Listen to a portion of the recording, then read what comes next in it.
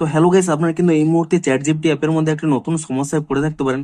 ধরুন আপনারা এখানে অ্যাপটিকে ওপেন করে নিয়ে কোনো মেসেজ সেন্ড করতে চাইছেন কিংবা কোনো এখানে ফটো আপলোড করতে চাইছেন, সাথে সাথে দেখুন এখানে একটা প্রবলেম শো করছে, there is a problem with your request, এবং এখানে কিন্তু একটি কোড শো করছে।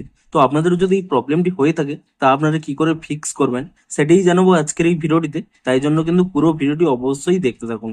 তো তার আগে ভিডিওটিকে অবশ্যই একটি লাইক করে দিন, এবং এই চ্যানেলে যদি আজই নতুন এসে থাকেন এখনই চ্যানেলটিকে সাবস্ক্রাইব করে রাখুন এরকম নতুন নতুন ভিডিও দেখার জন্য। তো আপনাদের যদি এখানে চ্যাট জিপিটি অ্যাপের মধ্যে এই প্রবলেমটি হয়ে থাকে, প্রথমে কি করবেন, প্রথমে কিন্তু এখানে অ্যাপ থেকে ব্যাক করে নেবেন, করে নিয়ে আপনারা কিন্তু প্লে স্টোরে চলে যাবেন এবং এখানে কিন্তু সার্চ করে নেবেন চ্যাট জিপিটি বলে, এবং এখানে চেক করে নেবেন যে এই অ্যাপের কোনো নতুন আপডেট এসেছে নাকি।